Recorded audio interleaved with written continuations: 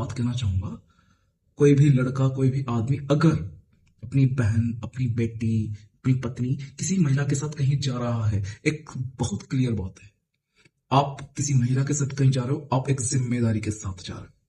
अगर आपके अंदर, खुद के अंदर इतना सामर्थ्य नहीं है, इतना साहस नहीं है कि आप उसकी रक्षा कर सकें, तो आपको कोई अधिकार नहीं है उसके साथ जाने का।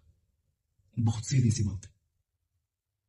अगर आप उसकी रक्षा नहीं कर सकते हैं, आप खुद की रक्षा नहीं कर सकते हैं, आपको नहीं जाना चाहिए। क्योंकि आज दुनिया में आप किसी पर भी भरोसा नहीं कर सकते हैं।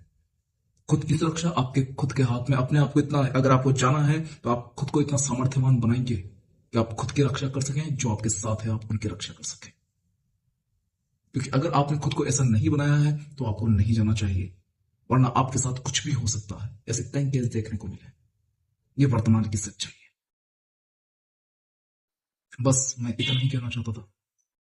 धन्यवाद।